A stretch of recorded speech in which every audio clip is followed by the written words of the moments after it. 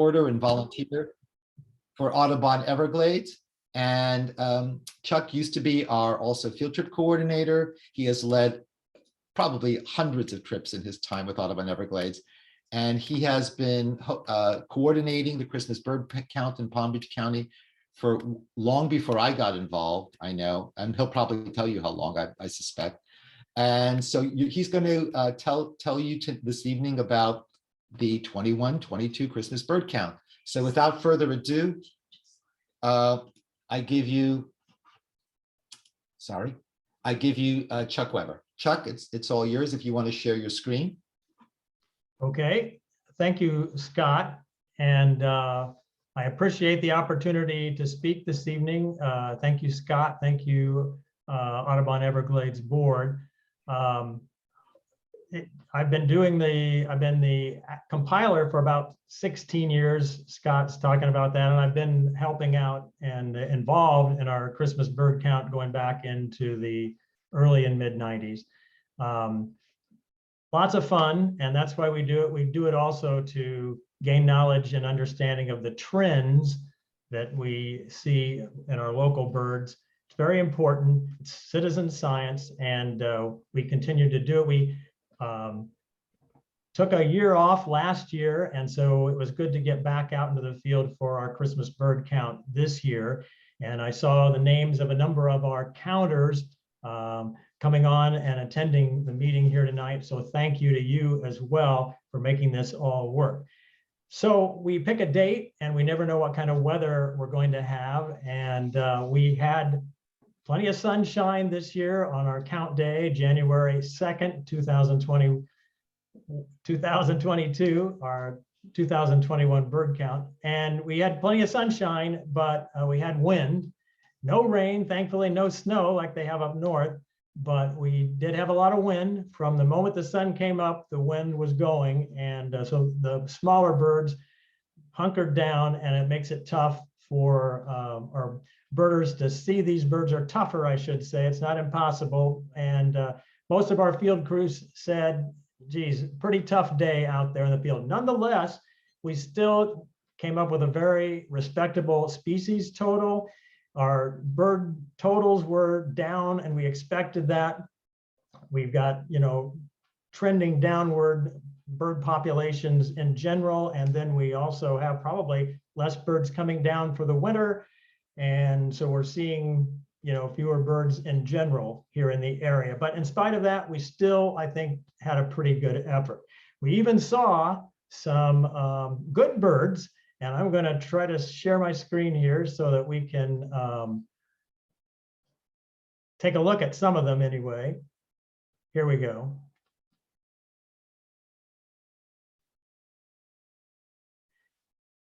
Trying to get this so we can, there we go. All right, so this is probably our rarest bird on our count this year, and that's the bird over on the left, standing. The furthest bird standing to the left. That is turned out to be our best bird this year. Long story here, and there was some debate as to what exactly, which species this was, because it's very similar to another species in its winter plumage. This is the American golden plover, and the idea is very tricky, and there was quite a bit of debate on that, but it turns out this will be our rarest bird, only seen 2 other times on our Christmas bird count here in West Palm Beach since we began doing the CBC here in West Palm in the 1950s. So American golden plover, an excellent bird, and I've heard back from our state compilers as well that this is a pretty good observation here. It's not impossible in the wintertime here, more likely in the fall migration, but an excellent bird for our count, only the 3rd time. Gale silverblatt got this bird down on the intracoastal, and you can see on the docks there was some other shorebirds. I'm going to go to another slide here. This, again, is the same bird over here on the left, but you get an idea why it is so difficult to identify. The bird on the right is a black-bellied plover, and that's common. We have dozens usually every winter on our CBCs, but the black-bellied plover has a bigger bill, it has lighter color, and it's just bigger overall. And so it's, but picking out the fact that we have a different bird here over on the left, the American golden plover, that's not easy to do. So I give everybody a lot of credit for working together and working through the ID on this. But the American golden plover has a much thinner bill. It's smaller overall, and it has browner plumage versus the lighter plumage of the black-bellied plover over there on the right. The black-bellied plover is the one sitting down on the dock. I should have pointed that out earlier. But excellent bird, and Gail did a great job, and other people who got involved with helping us sort out the ID. That was very important this time. But American golden plover, a great bird for our count.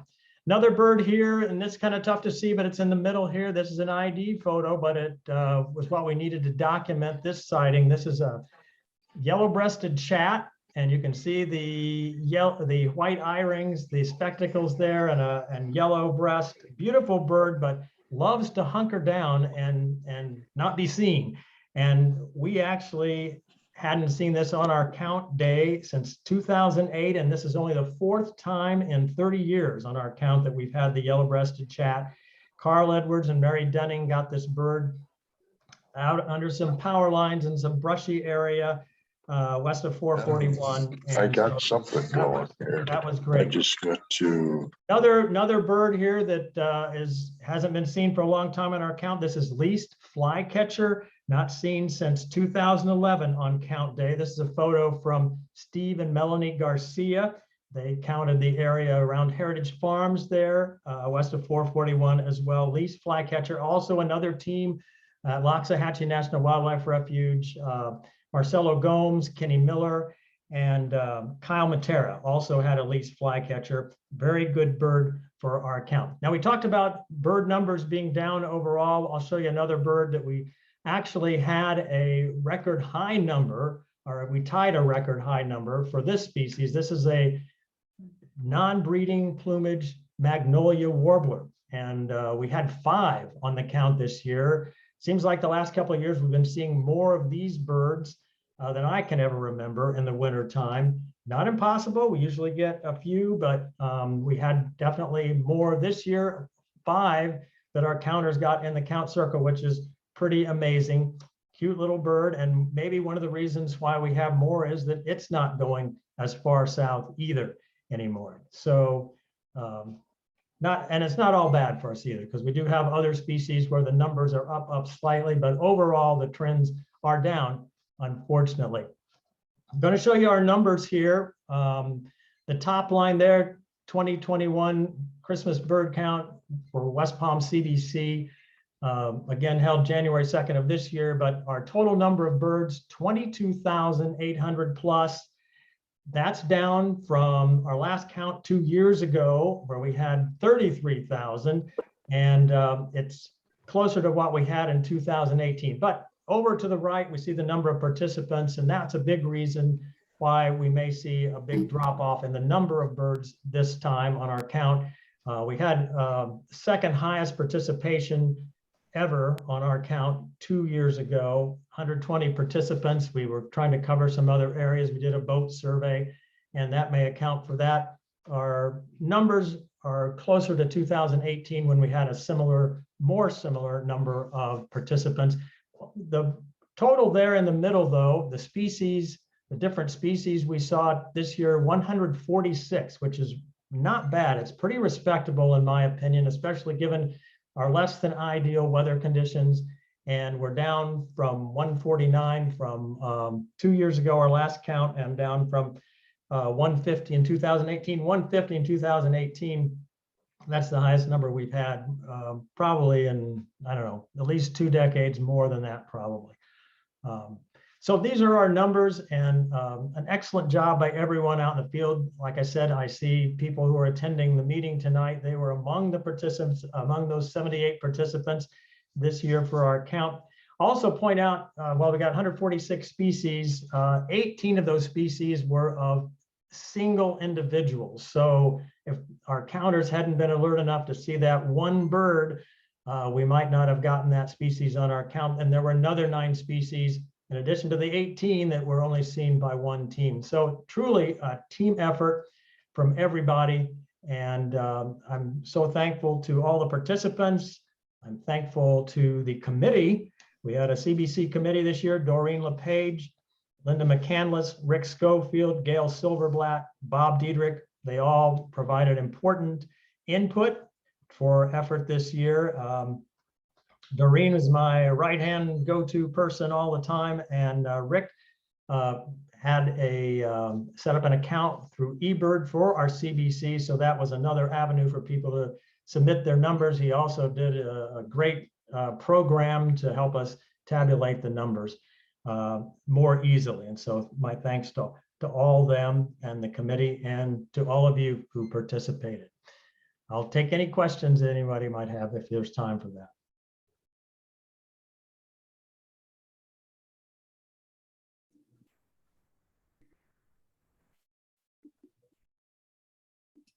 So Chuck, I see no questions Okay. in the chat. Oh, wait. Oh, I'm sorry. We do have a quick question here. How do you know that participants aren't counting the same bird? That's a great question, and I get that all the time. We don't know, but generally we have a pretty good idea that our teams are covering, or we try to have our teams cover different areas. And some of the areas the better areas are out west of 441 and along 441, so we have more teams out in that area. So that is an important question, and one that I have to sort through as the compiler. And so sometimes I will reduce the numbers because of the fear of double counting, but that's a great question. We don't know that we're not double counting, but we most of the time don't, because we have our teams in different areas. They're assigned a territory, they cover that territory, and usually they're aware of where the next team is. So we do try to account for that. So what was, you mentioned what the most unusual species was, the American golden plover. What was the most common species seen? Actually, this year, common grackle is our most numerous species. 7,000. We had 7,000. There was a huge fly-in, and there had been for several nights at the refuge. Thousands of common grackles, even more than what are normally more numerous boat-tailed grackles. A lot of starlings, unfortunately.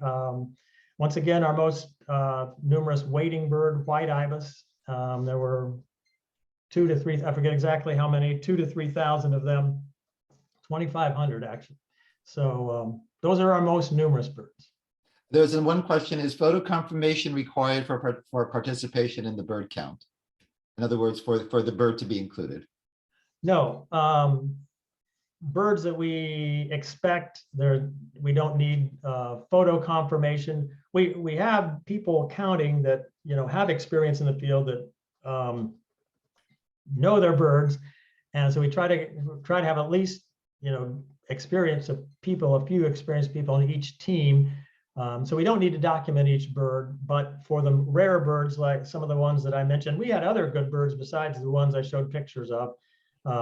We do like to have photo confirmation. Sometimes that's not possible. If it's like a nightjar or something where it's dark when you're hearing the bird, you can't always document that, but that's a good question. Okay, Chuck, thank you so much. That was great. We look forward to another great year next year with the Christmas Bird Count. Thank you so much for doing it for all these years. The county is indebted to you, and so is Audubon. Thank you so much, Chuck. Thank you, Scott. Okay, we're going to continue with our Bird of the Month. And I want to introduce our Bird of the Month presenters, Clive and Cece Pinnock, who are here with another beautiful little bird for us tonight. Clive and Cece, take it away. All right.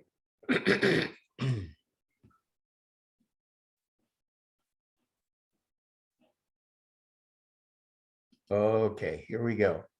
All right, so by now everyone is aware of the fact that the ruby-throated hummingbird is our January bird of the month. Oh, February, I'm sorry, our February bird of the month. And this photograph here is taken up in Tennessee by my wife, where we hang out at her dad's place. He's got 2 or 3 feeders there, and we we get quite a few of the hummingbirds. What we're looking at right here is a beautiful photo of a male. And this bird is identifiable by that iridescent throat color and the emerald green head. You can't see the back too well, but that green extends down the back also. The underside of the bird is generally a gray, gray-white. The next photo shows you, let's see, yeah. All right, here is a pair of the birds, and it gives you a better look at distinguishing both male and female. We of course have the female on the right, and you'll notice that she lacks that iridescent throat that the male displays. They do have that gray-white underbelly area and green on the crown and extending down the back. These birds have the ability, as they're famous for, is hovering. They actually beat their wings 50 to 60 times a second, and they have that ability to do that. It's just incredible. You'll notice also with the bird, it's more obvious in the bird on the right. The beak is slightly, very slightly down curved. That's also one of the field marks for the ruby-throated hummingbird.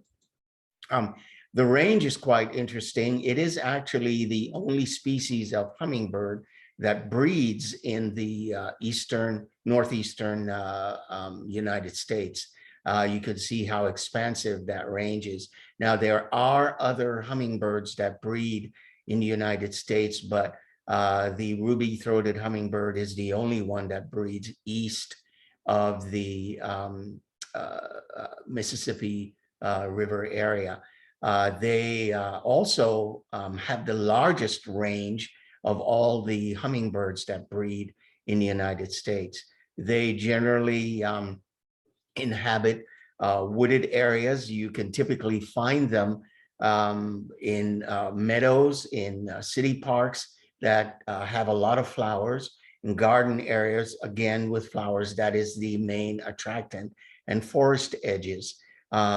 Generally, these birds, we don't have them here in southern Florida during the breeding season, but we do have them in the winter, fall and winter. And reports that I've read actually points out that they actually do reside in northern Florida and in the Panhandle during the breeding season. So it's interesting too, because for as many flowering plants as we have here in South Florida, I've often wondered why we don't have the hummingbirds here. We certainly have lots of insects and everything else that they would need, but there's probably some important element that these birds need that South Florida isn't providing for them during the breeding season.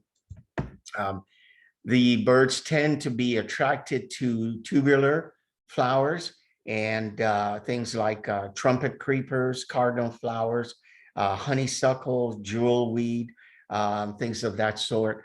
They also aid the flowering community quite a bit with assisting with cross-pollination. So each time the birds visit a flower, they get pollen on the base of their beaks or on the beak or face, and they go dipping that long beak and long tongue in another flower. They actually do assist in cross-pollinating the plants.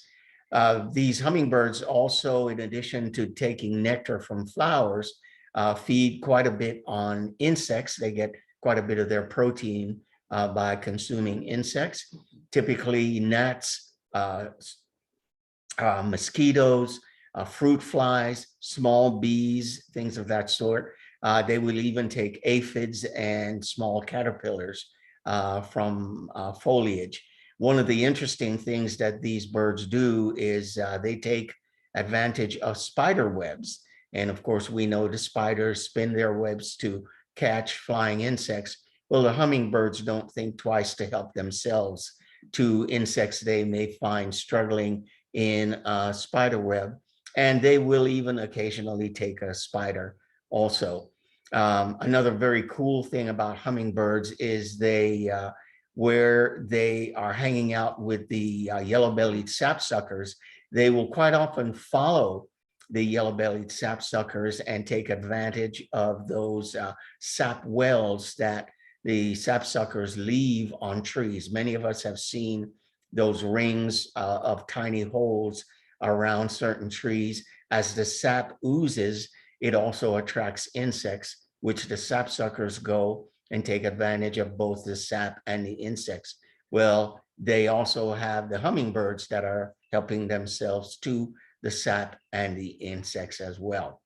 So quite a venturesome little bird. They, as you can see there in the lower left-hand corner, they also take advantage of sugar water nectar that are put out for them. A lot of people used to think that because they are attracted to orange and red flowers, that it was necessary to put food coloring in the nectar and the sugar water solution, but it's not necessary at all. And if you're interested in coming up with that solution, it's usually about a quarter cup of sugar to a cup of lukewarm water. And you want to stir that as rigorously as possible to dissolve all that sugar. And you get that out there. Now, if you're trying it for the very first time, you may not get any birds coming the initial time, but keep putting it out there. And eventually, once the birds find it, they will come to it on a regular basis. Right now, here at our home in Loxahatchee, we have two females that have been coming for the last probably 3-4 years, maybe longer. And it's amazing to me that with two feeders out, how much they chase each other. There's plenty of food for them, plus flowering, plus flowers around, and from our firebush and others. And these birds are just relentless in chasing each other all over the place to secure that food source. In regards to nesting, males set up a territory, and they patrol that territory quite regularly. Once a female shows up, these males begin a courtship flight that is pretty amazing to see. They actually fly in a U-shaped pattern that can extend as much as 50 feet up, with the female hovering at the bottom of that U as they do that U-shaped courtship flight. Once the female perches and begins to show interest in the male, he then changes strategy. He hovers in front of her and flies a horizontal side-to-side pattern, which really grabs her attention at that point.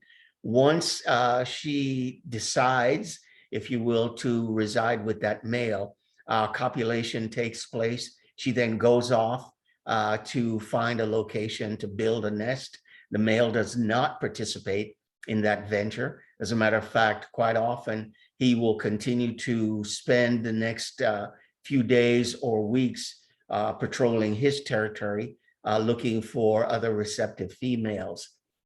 Pretty soon after the females start nesting, the males depart. They go on their merry way, foraging for food, looking for other nectar sources and insects. And so much so that quite often males will actually begin their southward migration, sometimes as early as late August. So the males don't stick around to assist with family care at all. It takes the females about 6 to 11 days to build her nest, which is usually made of mosses, lichen, spider webs, plant down, and things of that sort, making it quite soft. And she generally places it on deciduous branches, usually, which is interesting, these branches are usually pointing downward. Now, not every situation, but it's usually atop the branch and the branch is pointing downward. She lays two eggs, two white eggs, and generally, she will incubate those eggs by herself for 11 to about 16 days. After the eggs hatch, she proceeds to feed the young nectar, and usually within about a week or more, as the young grow, she starts adding insects to that diet. You can notice here in the lower left-hand corner, there are a couple of babies there. Interestingly, they make the nest so it's quite pliable, so that as the chicks grow, the nest will also expand to support them. The young remain in the nest and usually begin their first flight within 20 to 22 days. Notice the size of that nest too in that lower left-hand corner compared to a quarter. It's quite small, very, very small. It's usually about an inch and a half in diameter, and about 3/4 of an inch to an inch deep. And she does this all by herself. And so that's it. Just a very quick introduction to our February bird of the month. Scott, we can take any questions if you have them. Okay, a number of people. Hi, that was great, Clive. Thank you so much. It's a beautiful, beautiful little bird, and I love the shot of the hummingbird with its mouth open, Yeah. just about to grab that insect in the air. That was wonderful. I've never seen a photo like that before. That was terrific. So a number of people have mentioned that they have hummingbirds. They've seen hummingbirds around or in their yards, including one. Debbie Smith mentioned she's in Palm Springs and she's seen them there. A couple of people have mentioned that what plants they see them in. Michael Diado says he's seen them in his fire spike and firebush. Rhea Moss sees them in her bleeding heart vines, so she sees them there as well. Let me see. Other people have mentioned that they see hummingbirds elsewhere in California. I'm sure it's probably not ruby-throated there. It's probably Anna's or something else. One person did ask, are there any other hummingbirds in Palm Beach County? We occasionally get the rufous hummingbirds here, along with the ruby-throated, but the rufous generally will be spotted during the fall or winter months as well. And but the ruby-throated is the only species that breeds in the eastern North America. Okay. And another question was, let's see. Oh, Gary Greenfield says he has seen the courtship flight pattern when he lived in Montana, but he didn't know what it was at the time, and he really appreciates you letting him know that.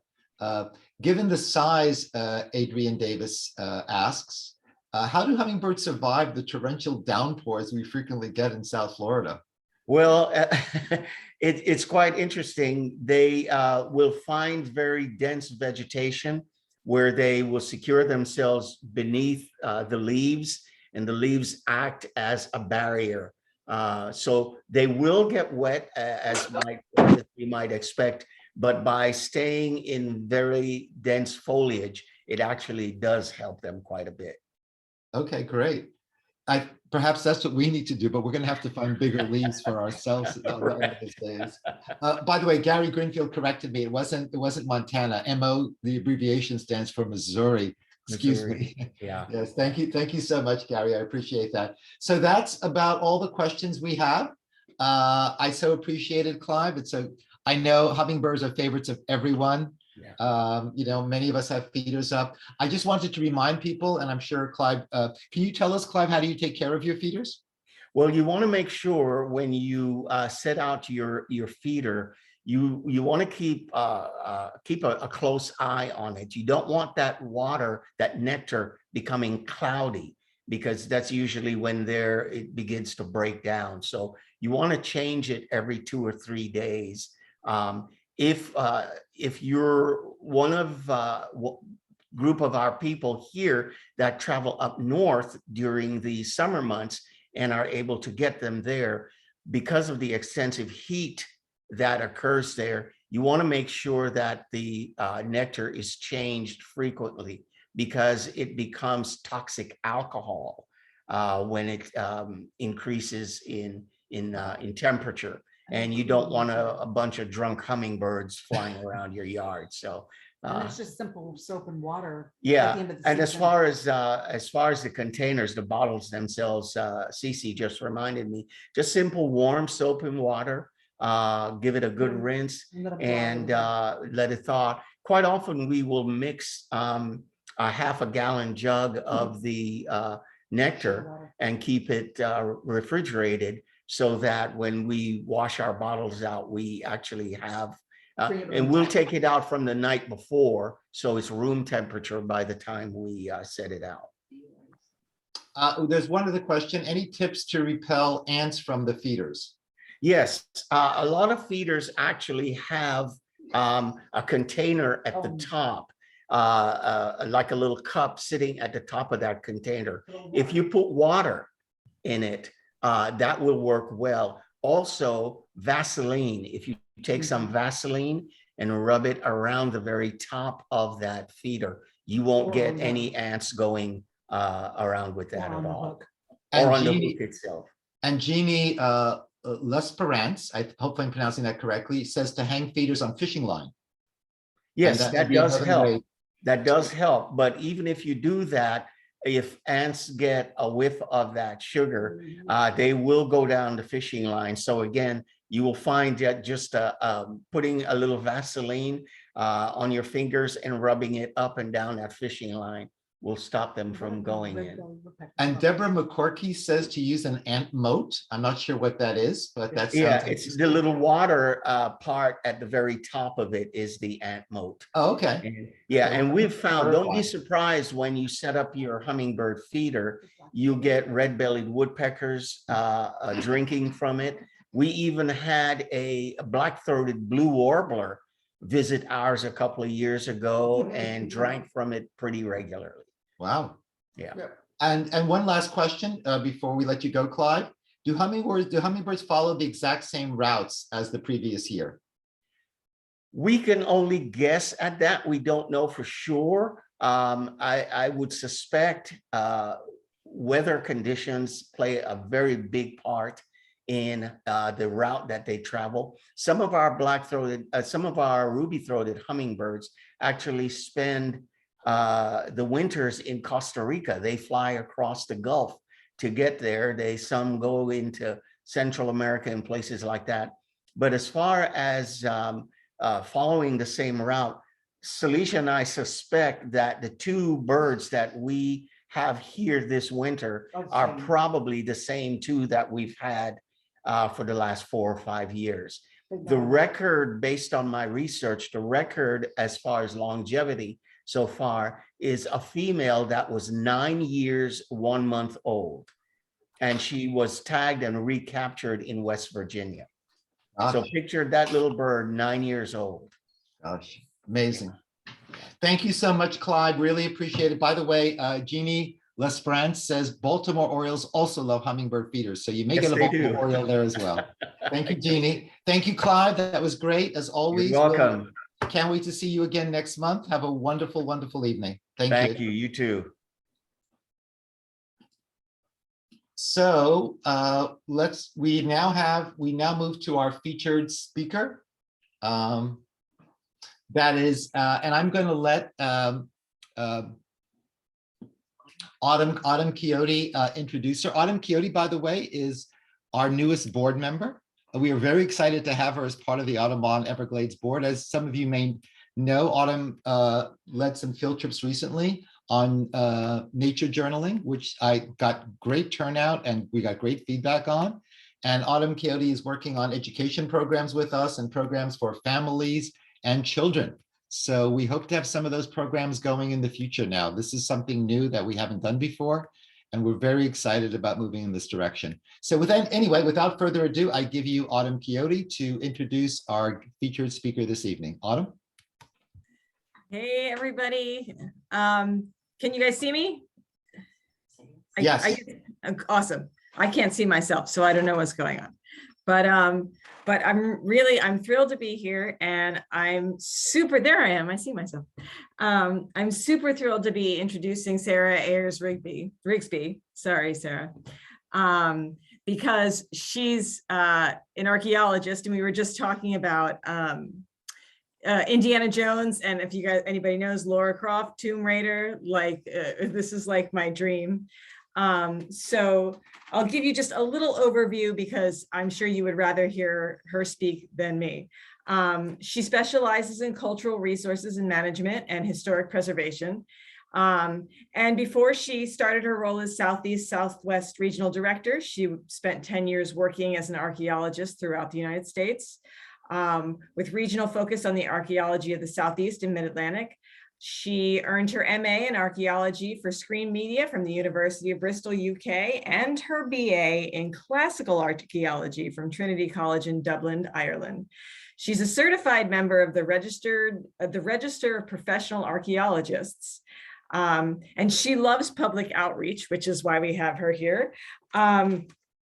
And one of the things that I found really interesting about her is that she's always wanted to be an archaeologist ever since she was a little girl, which makes this like even more exciting for me. She studied classical archaeology, like I said, in her undergraduate, and she loved it. And she thought she was going to have this glamorous life, excavating along the Mediterranean. And then instead, she ended up in rural England, which, if you've ever been there, there's a lot of rain, totally different climate. But I think it was still incredible, and I think she still loved it. And now she works as after graduate school, she worked as a private sector archaeologist here, which I'm sure she'll tell you about. And I think hopefully she's even more passionate about archaeology than I am, and I am going to let Sara take over now. So go ahead, Sara. And I'll field your questions at the end. Great. Thank you so much, Autumn, for that introduction. I'm going to go ahead and share my screen. So my name is Sara Ayers-Rigsby, and I'm an archaeologist with the Florida Public Archaeology Network. So we are a statewide educational organization.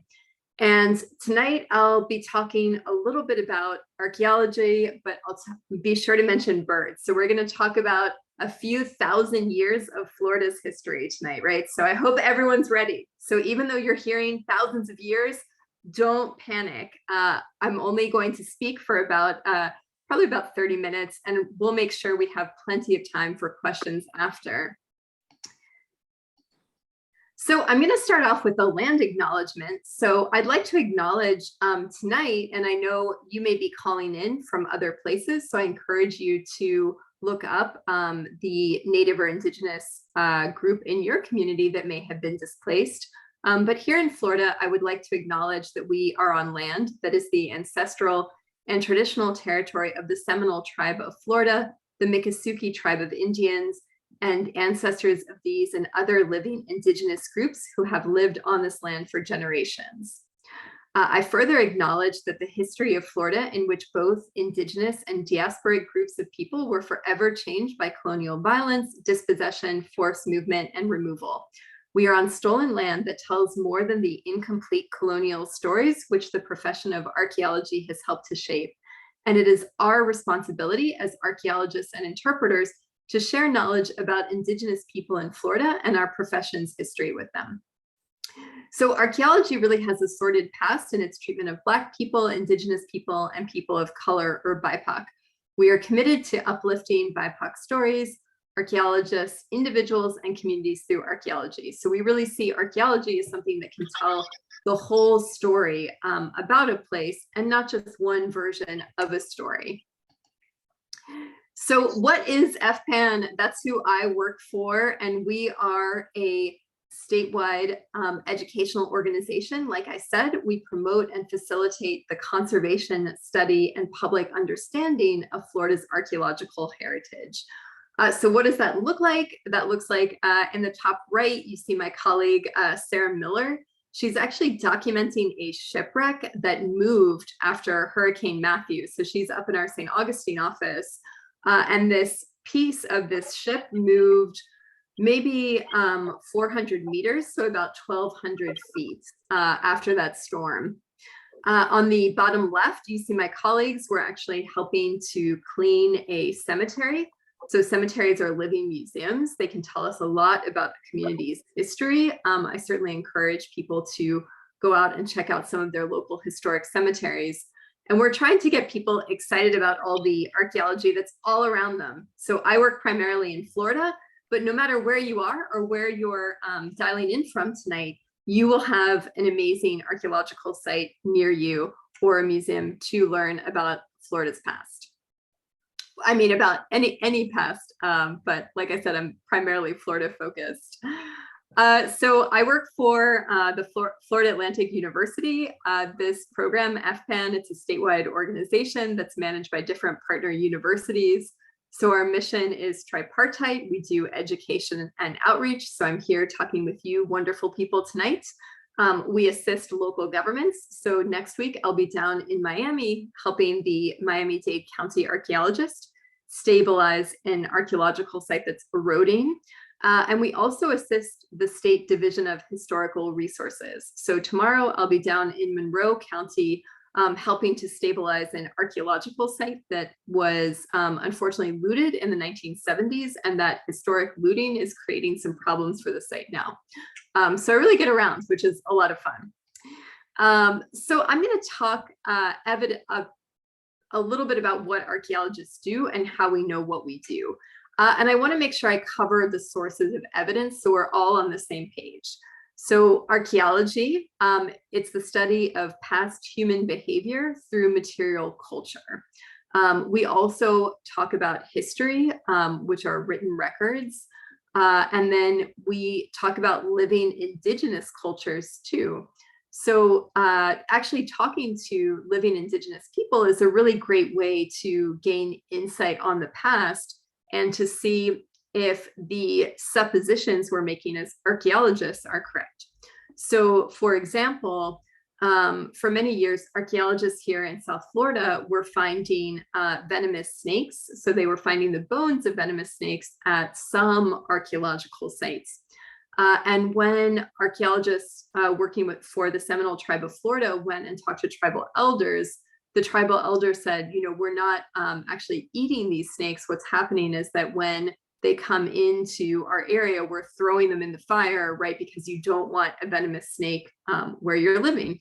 So the same way we might try and get rid of or kill a venomous snake today, people were doing that in the past. So that can really give us a lot of insight as to past cultures.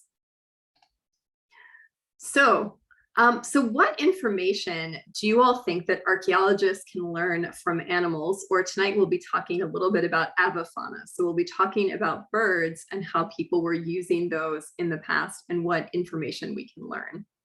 So the archaeologists that study animal bones and look at the remains of animals or birds, they're called zooarchaeologists. So they look at fish too. And they are looking for evidence for what people ate. So we talked about, I just mentioned the venomous snakes. So, and how the supposition by archaeologists was that people were eating the snakes, which turned out to be not entirely correct. We can find evidence for climatic change. So I have colleagues who look at different species of oyster and how they changed over time and how their numbers kind of rose and fell to try and look at things like water temperature, water salinity, things like that. And one of the really interesting things about avifauna is we can really learn a lot about seasonality from that, because if we look at something like migratory birds, we can know when a particular group of people was living in a particular area. So tonight I'll talk primarily about work that was conducted by Florida Atlantic University under Dr. Arlene Fradkin, who unfortunately is now deceased. She was just a brilliant, wonderful scholar. And also some work, some different studies that have been undertaken by the University of Florida. So when you're watching this talk, if you're sitting at home, I want you to know, 1, that archaeologists don't take dinosaurs. 2, archaeology, just like any science, is about looking at the evidence we have to try and form a hypothesis or our best educated guess. And that means that our hypotheses can actually change over time. So I'm going to start with, because I'm a classical archaeologist, as Autumn said, before I became a North American archaeologist, we'll start out with ancient Egypt. So when we think of the pyramids, we think of mummies. This is something that people usually associate with archaeology. So archaeologists look at topics of diet, environmental change, and social adornment. So this kestrel was actually found. So it was mummified, and archaeologists actually did analysis of the stomach contents to try and learn more about this practice and what was going on with people at the time. So some of the interesting things that they were able to find through looking at this kestrel was that it was found with unattached mouth teeth. There was a sparrow in it, and it had swallowed one final mouse, and the mouse tail was actually stuck in its esophagus. And because kestrels are a species that regurgitates food, and the food was found not regurgitated, that led archaeologists to believe that this bird was actually being force-fed. So it was domesticated and force-fed before it was mummified. And they also believe that because of the mouse tail, not only that it was force-fed, but it was perhaps, it was fed later in the day. Also, interestingly, the bird was male, so they know that people aren't taking breeding females. So that's just something you can find out from one animal and one species when you have this kind of preservation of material. So the fortunate thing we know here in Florida is that our preservation of faunal bone is actually excellent. So I'm originally from Virginia, just outside Washington, D.C. So it's in the Piedmont. In the Piedmont, the soils are clay, they're quite heavy. So we don't really get that excellent faunal preservation that you do here in South Florida. So we're incredibly fortunate here because we can see what species were here and what people were eating for breakfast, lunch, and dinner. But first, this presentation is going to focus on the Ice Age, and then we'll, flash forward a little bit more through Florida's prehistory. But let's go back in time. So first off, how did people get to North and South America? So one thing that most of us learned in school was about the Bering Land Bridge, right? So as you can see in this picture here from National Geographic, that we have the Beringia Shoreline, which would have been significantly wider than today's shoreline. So you see the Beringia Shoreline 18,000 years ago in the light green, and then the dark green is the shoreline today, right? So today, Siberia and Alaska do not connect. So you'd have to take a boat. But 18,000 years ago, these did connect, and that allowed people to migrate into the Americas. And at that time, people would have been following massive megafauna. So here's just a few examples of the type of megafauna people would have been looking for. And actually, I'll go back to my Beringia slide. It's important to note that the climatic conditions that create this type of shoreline, it's because the climate is cooler and drier. So there's actually more water at this time that is stored in ice caps. So there's less water in the environment, more land and sea ice during this period. So that's why these shorelines are so much larger than they are now. And now, obviously, they're submerged.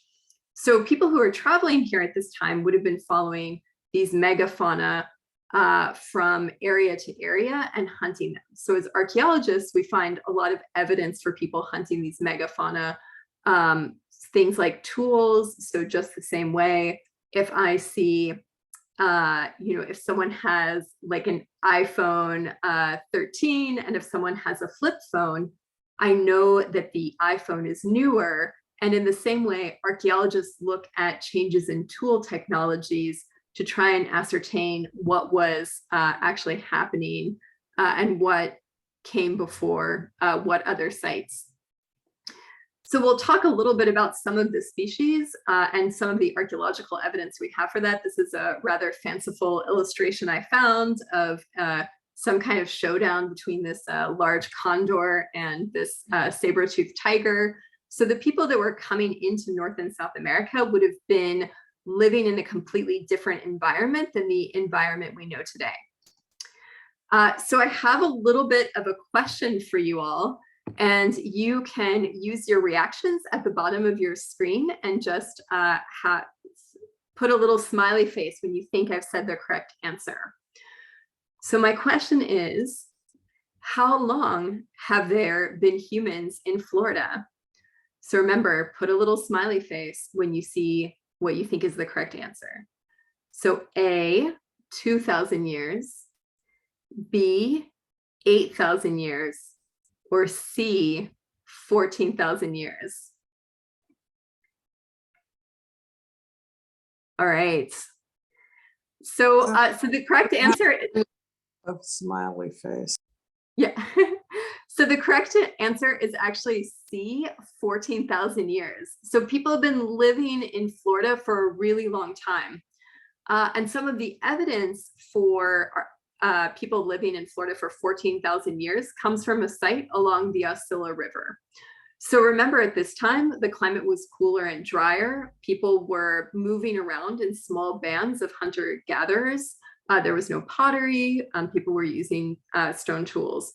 And just like we have the Bering Land Bridge that allows people to move into North and South America, Florida is nearly twice as wide as it is today. So what this means is that on the West Coast, if you went to the beach today, you would have actually been about 100 miles inland if you were there 14,000 years ago. And it means on the East Coast, I've heard the Palm Beach County archaeologist Chris Davenport say it would have essentially been cliffs into the beach and into the ocean if you were at the beach. So you have to imagine an incredibly different environment. And as archaeologists, we break time up into manageable chunks or periods based on the material culture, right? We're trying to learn about the past through the things people leave behind. So that's why you won't see a Bronze Age in the US because that's based on European goods and people. And we refer to the Paleo Indian period during this time. We don't know exactly precisely when people arrived or what the oldest site is in North America, but this is a period of time that basically takes place at the end of the last ice age. And Florida migrants would have been, Florida residents would have been migratory following game, plant foods, and seasons. And it's important to remember that even though this is a long time ago, these the people who are arriving were fully modern humans. So they were just as smart as we were. They were just as imaginative as we were. And we see a lot of evidence of people using things to make their lives easier, like stone points for hunting, like you see from this Osceola River site. So when we look at Paleo Indian sites, they're not very well represented here in Florida, right? So we only have a few. That's probably because many of them on the West Coast are likely submerged. When we talk about this period from a geological point of view, the Paleo Indian corresponds with Rancho La Brea. So this is the time when we are transitioning from the Pleistocene into the Holocene. So we're transitioning from that cooler environment into our modern environment. And the sites that are located in Florida that have been identified are typically clustered around watering holes. So we see, we imagine, right, that people would have been following these megafauna that they were seeing and that they were hunting, and would have been following them to these watering holes to try and hunt them. So they were like the early explorers, if you will. When we talk about a couple of this, I'm going to talk briefly about a couple of the sites here in Florida that date to that period. So the Cutler fossil site is down in Miami-Dade County. It's on the grounds of the Deering Estate. So you can visit the Deering Estate. Unfortunately, the Cutler fossil site itself is inaccessible. One of the most interesting things about the Cutler fossil site is that prior to human use of the area, it was used as a den by dire wolves. So it's not just in Game of Thrones, dire wolves were a real animal. And this site actually contains the largest collection of dire wolf material in the eastern United States. So it's one of the most spectacular assemblages of dire wolves. And from this site, they also identified a diverse fauna of both extinct birds and also birds that we don't typically associate with Florida, that maybe we associate with the West Coast, like G. californianus, A. crisatus, several tropical species of Anhinga, extinct hawk eagles, and M. chimichama. And that's research that was done by Emsley and Morgan. And the site has also one of the few Florida records of the Territorian T. merriami, which is a species that's primarily found in Western North America, but is originally of South American origin. So this bird, you see the skeleton of it in the upper right hand of the screen with a little picture behind it. So this Territorian would have had a wingspan of 11 to 12 feet and stood about 30 inches tall. So imagine how much more terrifying, but also much easier the Christmas bird count would be if you were looking for something with a wingspan of 11 to 12 feet, right? It might be a little bit easier to count than some of our smaller modern birds.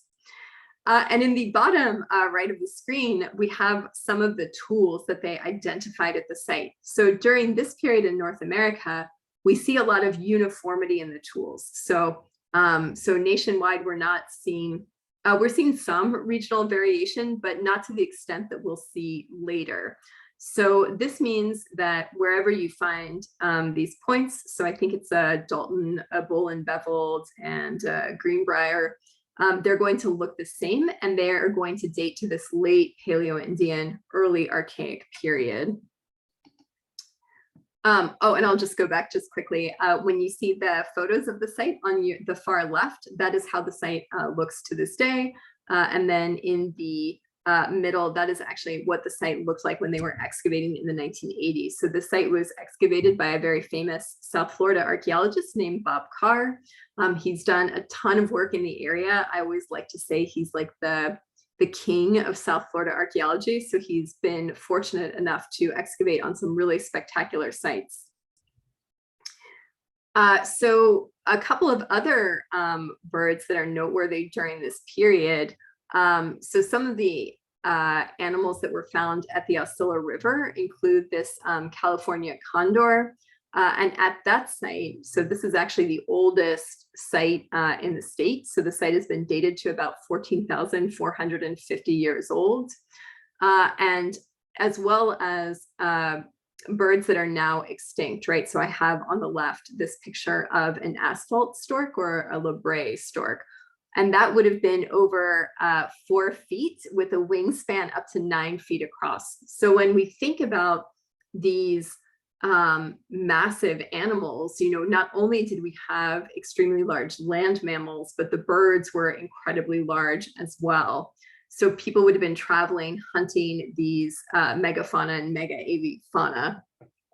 Interestingly, so this research that was conducted by Emsley and Morgan philosophized about why we're finding so many Western species in South Florida and in the Florida Panhandle. And they think that during the time of the glacial maximum, so when Florida was twice as big, 10,000 years ago, there would have been a corridor, like a grassy kind of savanna corridor that wildlife would have been able to travel through between those two areas. So that was really fascinating research to read, and really indicates, I think so much about the humans interacting and the humans moving around. So it's interesting to see what the animals would have been up to without human interaction. Oh, Gary, I see you're asking a great question about why we no longer see these huge birds. So don't worry, I'll get around to that. So, and this is me beginning that part of the story. So as we move into what archaeologists call the Archaic Period, this is the end of the Ice Age. Water begins to rise and filter, and Florida is more like the Florida we recognize now, right? So Florida attains its modern climate. So what happens during this period is prior to the Holocene, right, the Everglades and Lake Okeechobee didn't actually exist.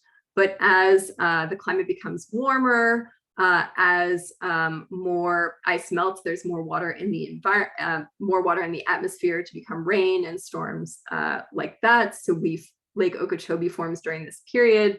Of course, the traditional flow of the lake was that it overflowed on the southern boundary of the lake and then moved through the Florida Peninsula out to the Gulf of Mexico, right? Creating that river of grass and then that really specialized ecosystem, which is, obviously, as you all know, unique in the world. So during this period, people were reacting to this extremely significant kind of climactic change, right? So what we see is the development of ceramics. So we see more diverse stone tool assemblages. So stone tools are becoming more specialized, more specific. And we also see seasonal living at sites. So we see people are utilizing different areas in different ways. And people also start to build very complex earth and shell works during this period. And this really indicates that there's complex social systems, right? Because someone has to convince everyone that this is a worthwhile task to do, that there's a reason that they should be out there building a shell mound. During, this is just an artist rendition of a tree island site of people actually using the area of the Everglades. So it's important to note that even before we created the modern canal system, people would have actually been modifying tree islands and using them. So people would have been using the Everglades very heavily, right? It's a very resource-rich environment. And they were adapting to their local environment as well. So during this period, you see things like fish nets and weirs. So people are building specialized tools to fish. And then you also see things like the atlatl or the throwing stick is developed, right? So this is, it really shows what effective hunters humans are. So humans are moving into this area.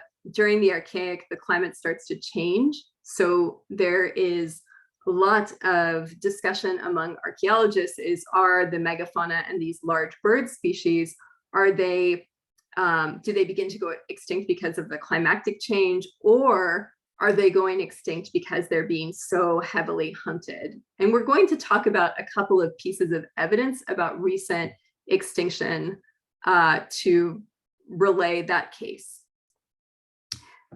So why aren't there any more megafauna? And one of the reasons is we believe that humans, again, would have just hunted them. So I'm going to talk about a couple of modern studies that have been done that illustrate this phenomena.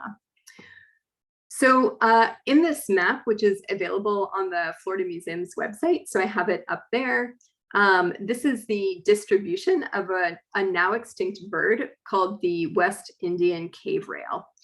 So in this University of Florida-led study, which was conducted by Jessica Oswald, she analyzed the ancient DNA of cave rails. So the cave rail was an extinct, like I said, it's now extinct, but it would have been a flightless chicken-sized bird and in areas of the Caribbean and Haiti. So it's the green distribution that you see at the left on that map.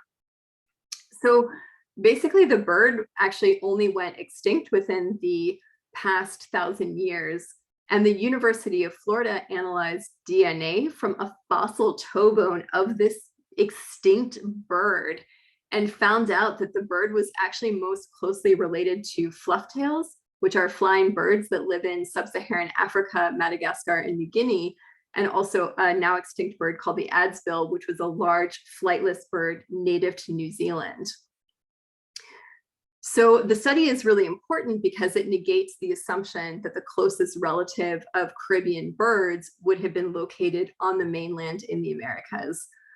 So flightlessness, and it's actually really fascinating to when we look at avian DNA, because some of the adaptations to living on an island are very common. So something that's very common is flightlessness, right? So because there are fewer humans, cats, dogs, etc., the birds begin to, they stop flying, they get to, a chance to settle down. Obviously this is over a period of thousands of years.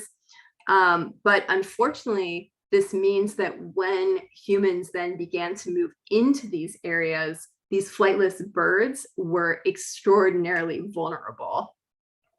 And one of the other interesting things about the cave rail being associated with these birds that are located in Southern Africa, it could either indicate that these birds migrated from Africa 36 million years ago, or there could be the species could have once been more widespread, but we're just lacking the definitive fossil record to really back that up. So I just think it's fascinating. And also the toe bone that was used for analysis for the DNA was collected in 1983. So for the past, so I was actually born in 1983. So this toe bone is as old as me.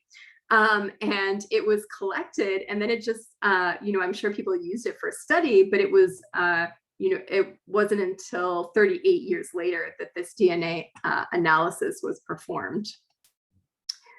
So another study, which was covers an area of Tonga, was conducted by David Stedman and Una Takeo, also at the University of Florida. So this is an artist's rendition of the giant fruit gulping pigeon on your right there, Tungonius burleyi, which inhabited Pacific Islands for about 60,000 years, but vanished within a century of human arrival, around 3,000 years ago. So this bird, unlike the other bird, could actually fly. And they think that's because the evolutionary purpose was to distribute seeds, right? And it would have been 20 inches long and weighed 5 times as much as the average city pigeon. So when you see like those huge city pigeons walking around, just picture something 5 times that size. And the other pigeon, the Kanaka pigeon at the left in this artist rendition, is unfortunately also extinct. And today the Pacific Islands are one of the most diverse places for pigeons and doves, and they have more than 90 species. But it's still, even though that number is very large, it's still a shadow of what it once was, and of the biodiversity it would initially have had. So unfortunately, these species, once some of these species, especially the larger species that maybe haven't had a lot of encounters with serious numbers of humans before, once those encounters begin, we do see numbers begin to decline. So when we're talking about the megafauna and the large birds as well, we think that human hunting could have really had a very serious impact. So now we'll talk a little bit about what can archaeologists learn about the past from Avifauna at a single site. So we're going to move a little bit forward in the future. So we were just talking about the Archaic Period, which covers the period where we see the shift in climate to the Holocene. And that period extends all the way up through about 3,000 years ago here, or 3,000 years, yeah, here in Florida, when we enter into the Glades period. So excavations at Fort Center, which was a site that was occupied about 500 years ago to about 1600, or pardon me, 500 years before present. So that's about 2,500 years ago to 1600, identified all these different types of species of bird at the site. So Fort Center is a ceremonial site where people would have lived, but there's also evidence for earthworks. I highly recommend going out to the site. You can actually go visit it. It's within the Fish Eating Creek Wildlife Management Area, and there is interpretive signage available at the site to show you different aspects of the site and what you might be looking at. So the photo you see there is actually from excavations at Fort Center that were conducted in 2017-2018 by Matthew Colvin, who at the time was a graduate student at the University of Georgia. And we were really fortunate to be able to go and assist him with that.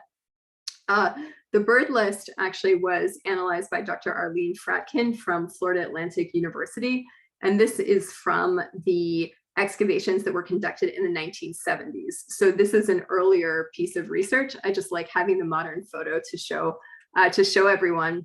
And one of the things archaeologists try and do when they go out to sites is actually analyze all of the different animal species, but this can be incredibly time-consuming work. So in order to analyze a species, it's not enough for you, even if you were an incredibly eminent zooarchaeologist like Dr. Fradkin, to look at an animal bone and say, you know, this is what the animal bone is, or I think this is what it is. So there are actually libraries of faunal material. So in the same way, you can go to a library and you can check out a book, or you can, you know, take a research book off the shelf. And in this library, there will actually be the labeled remains of hundreds or even thousands of different species. So if you're looking for something like a double-crested cormorant, you would get the box that has the double-crested cormorant skeleton in it, and then you would actually have to match that material so you know exactly what you're working with. So it's incredibly painstaking work, and it can take a very long time, but what you can learn from this work is extremely interesting. So what Dr. Fradkin found at the site was that the site reflects use of primarily mammals. So people were primarily snacking on mammals, and there was less representation of birds, but she still identified 23 different species of birds. So 15 of the bird species are permanent, and then 8 were migratory. And she noted that the white ibis identified as a juvenile, pointing to a spring or summer occupation at the site. So people would have used feathers, claws from the birds in addition to eating the meat. And this presence of the migratory birds shows evidence for occupation of the site in winter, spring, and summer. So one of the other artifacts identified at the site was this wooden eagle. So this is identified in a submerged context. So that's the way it was able to be preserved. It dates to 100 to 300. And an archaeologist named Maggie Spivey has theorized that the positioning of the eagle's head means that it was intended to be viewed from below. So it was similar to a gargoyle. So the presence of objects like this indicate, you know, not only did birds have a practical use for people, but there was probably some symbological meaning, or perhaps religious meaning that's difficult for us to uncover now, right? So birds aren't just being used for practical needs. They had some kind of representative need as well, or some kind of symbolic meaning too. Another site that's in a completely different environment. So the Fish Eating Creek Wildlife Management Area, it's located in Central Florida. It's just west of Lake Okeechobee. It's the Northern Everglades. The Boko Weir site is located here in Boca Raton. It is a coastal site. And at this site, so if you think that at the site we just discussed, that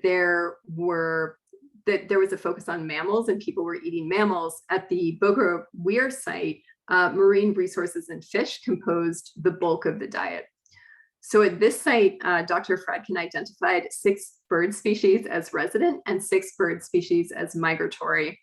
And then that the presence of animals like the great black-backed gull, razor-billed auk, and the great auk indicates a period of cooler climate in Florida, perhaps the one around about 1,000 years ago, so in the year 1000. So this was a period where there was a cooler and drier climate that would have been more conducive to animals like the great auk, which people traditionally had viewed as, or archaeologists had traditionally viewed as a species that wasn't really seen in Florida after the end of the Pleistocene, right? So after that, the end and that transition to Florida's modern climate that occurs about 6,000 to 8,000 years ago. So I'll talk very briefly about some of the differences between North and South Florida during this period. You can play along if you would like to, or just say the answer to anyone who might be watching with you at your house.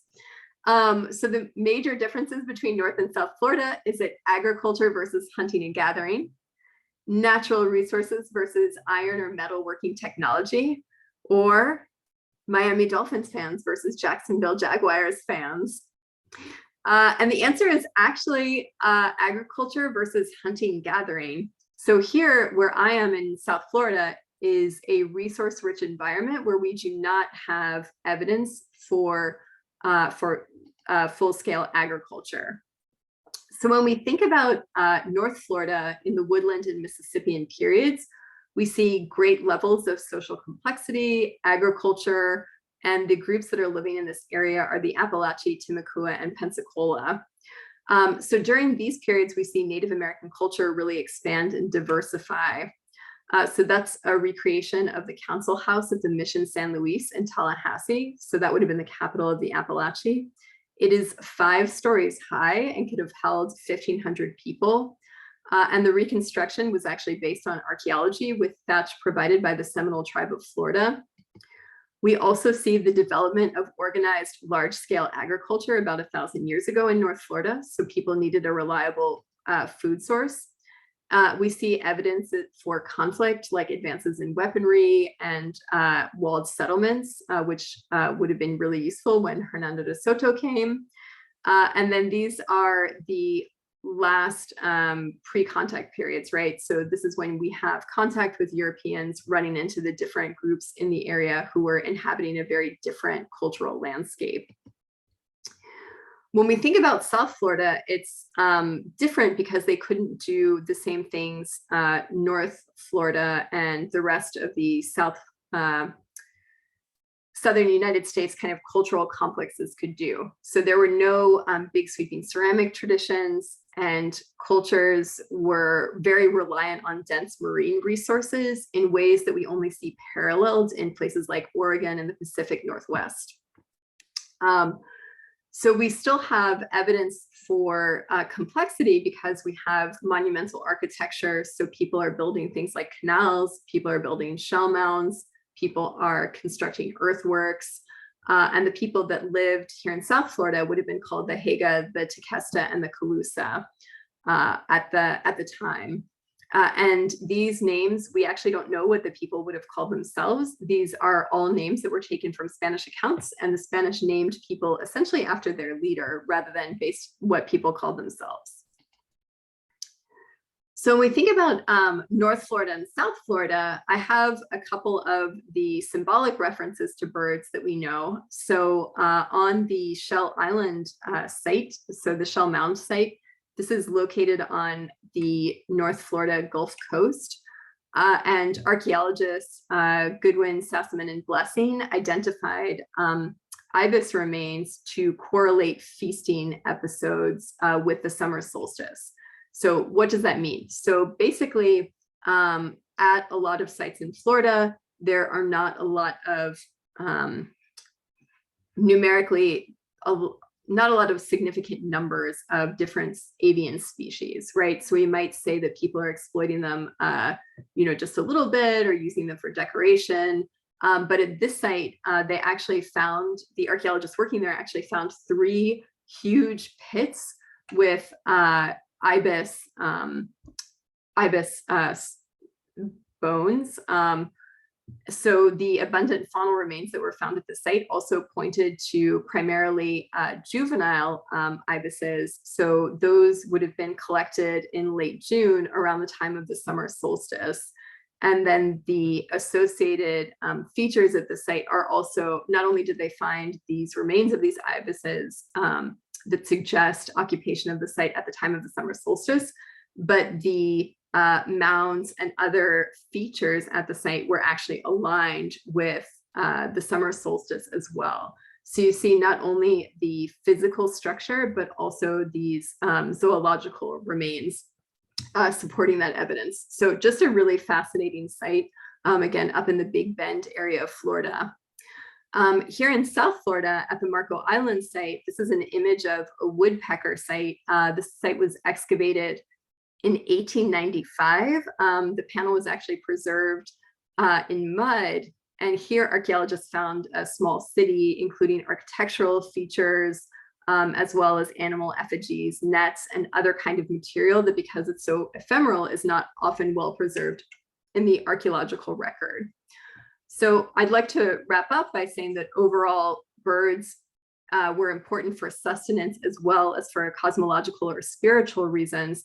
And I think when we look at some of the species that have now become extinct, there's really a preservation message in that as well, that we should remember when we are reviewing the archaeological record.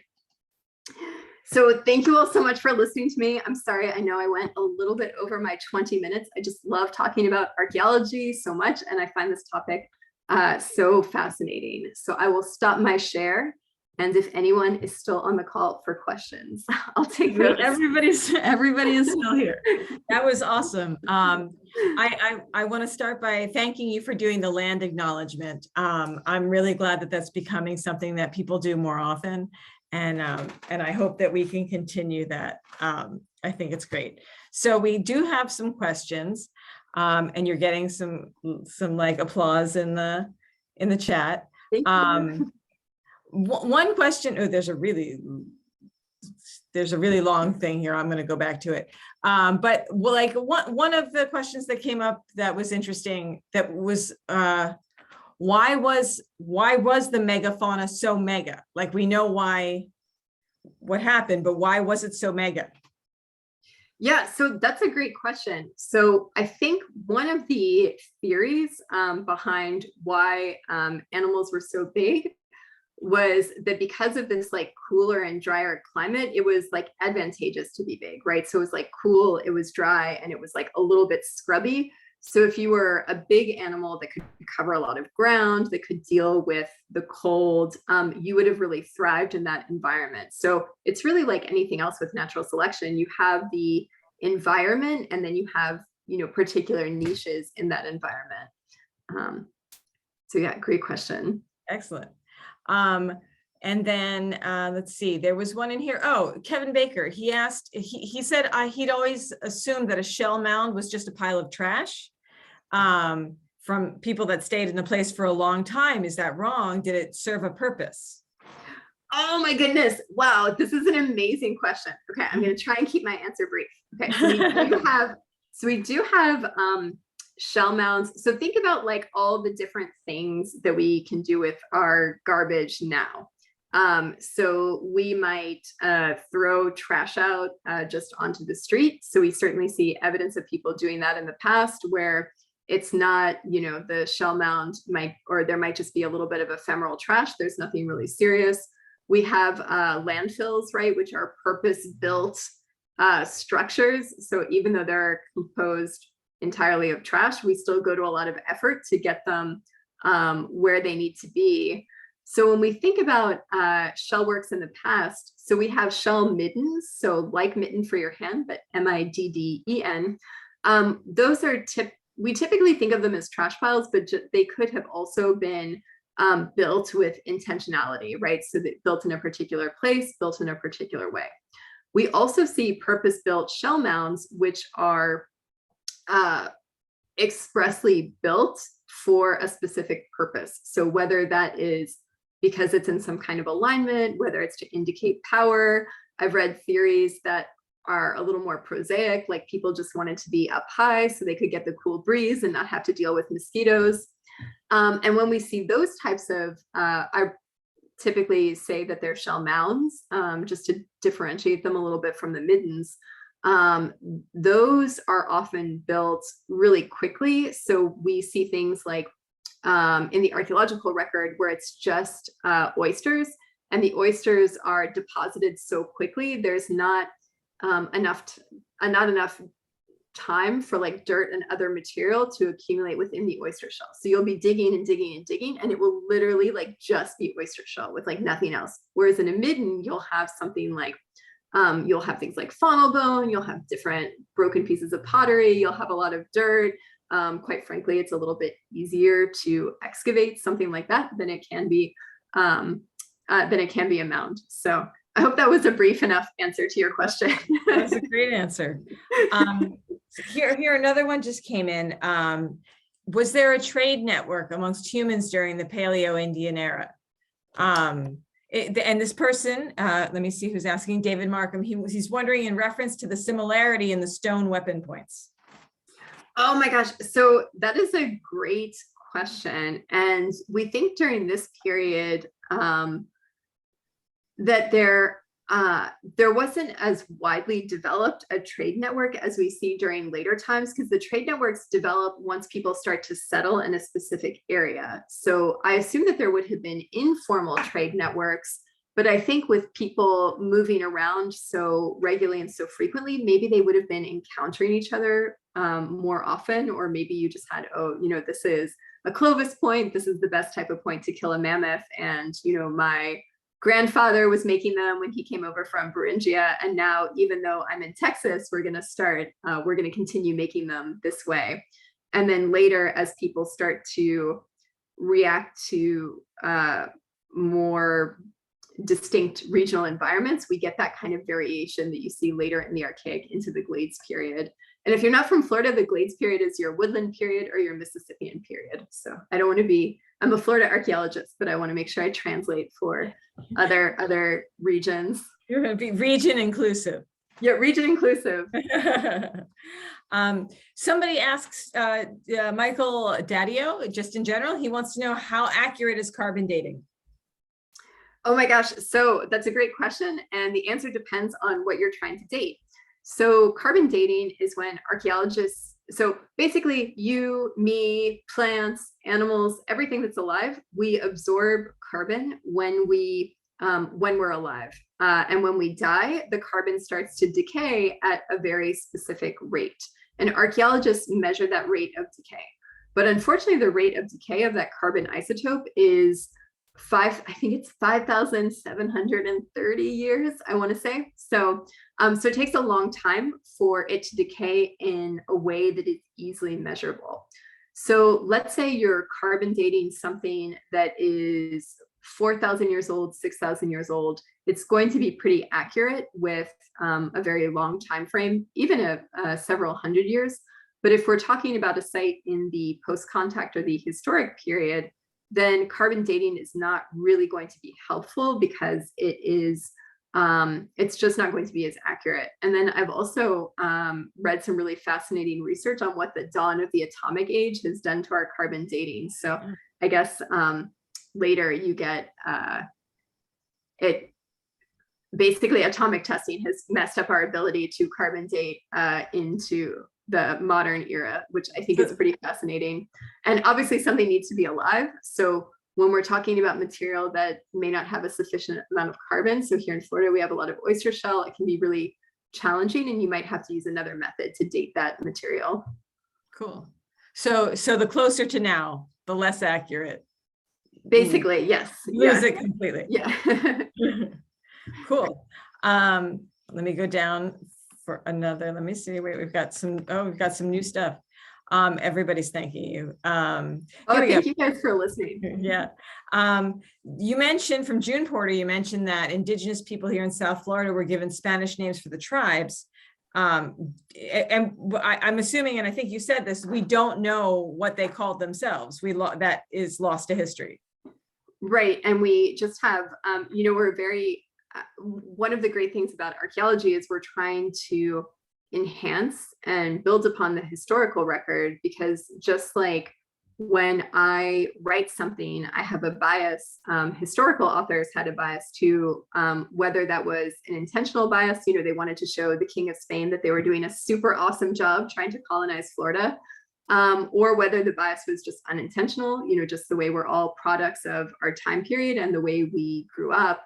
So trying to navigate those historical records in a way that is culturally sensitive and allows us to learn more about Indigenous people.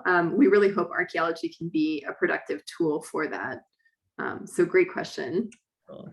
All right, I have two more things. I have one question and one comment, and then we're over time. So we'll go because everybody's like loving this so much.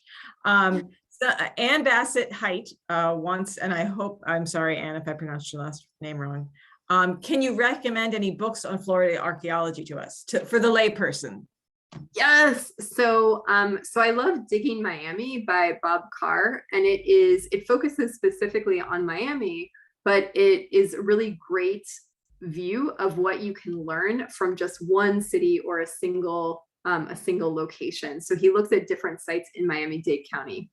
Another book that people might be familiar with, it's not specifically an archaeology book, but the book, The Gulf, that has a discussion about the Calusa in it. And then it focuses, so it's really interesting because it goes through thousands of years of Southwest Florida's history, and the history of the Gulf, you know, all the way through the BP oil spill. So that's just a really great book to learn, you know, to see that in context. Cool. That's great. And we should maybe I'll send those out again in the chat before, or we'll send them out in an email to everybody so that they remember them. So the last thing is from Mark Cook. He made a great comment and some people are commenting on it. So I want everybody to be able to hear it. And he said that he's so glad that you pointed out the potential role of humans in the ancient mass extinctions. While ice ages probably did impact some species, there's a lot of evidence that humans created mass extinctions across the globe as they migrated into new areas. So many of the animals were very large, the megafauna that we talked about. And they were slow, because they were large, they were relatively slow breeders. So mathematical models show that even limited hunting pressure over thousands of years led to the extinction of these megafauna species. And a good example of humans' role is the mass extinction of species in Australia that occurred independent of an ice age. Note that also many ancient species in North America, Australia, et cetera, had no experience of human super predators, which accelerated their demise. So by contrast, we'll note that we still have megafauna in Africa, which co-evolved with humans. So I thought that was an interesting comment that that everyone should hear. Yeah, great comment. Thank you so much for that statement. I really appreciate it. And I think it's, yeah, I just think it would have been a fascinating time to be alive. I hope I wouldn't have been the person that was out there killing all like, right. But we always say we wouldn't be that guy. Yeah. You know? All right, you guys. With this, I think that we're going to have to leave the rest of the questions maybe for another time because we're a little over. And I'm really glad everybody liked this a lot. Thank you so much, Sarah. That was awesome. I'm going to go back. I have your PowerPoint, so I'm going to go back and look at it again. And I guess I'll throw it back to Scott. Do you want to close up? Yes, thank you so much, Autumn. And Sarah, thank you. That was a great presentation. As you can tell, people stayed on throughout and we definitely ran over. And thank you so much for all those illuminating facts you gave us about Florida, which I know many of us did not know. I know there were a lot of things I didn't know. And hopefully maybe one day we can expand and maybe go even into more detail about the avian species that may have existed and find out more about them at some point too. Anyway, thank you. Have a wonderful evening. And let me just share my screen real quickly. And next month, I just want to remind everybody that we have on March 8th, again, second Tuesday of the month, we have an evening with acclaimed photographer, Clyde Butcher. Again, this is not to be missed. You can register for it through the kite that has the registration information. You can see the kite either by checking your mailbox, because it's probably there, or by going on our website and clicking through and seeing the presenters, the upcoming presenters that we have. So thank you for joining us tonight. It was a great evening. We learned so much about our prehistoric past. We learned so much about our Christmas bird count, and we learned so much about that adorable ruby-throated hummingbird. Have a wonderful month. We'll see you next month. Get out there and bird. Migration is going to be happening sometime in March, so be ready. Get your binoculars all clean, and have a wonderful, wonderful evening. Probably some of you haven't eaten dinner, so enjoy dinner. Okay, have a great night, everybody. Thanks for having us in your homes tonight. See you next month. Bye-bye.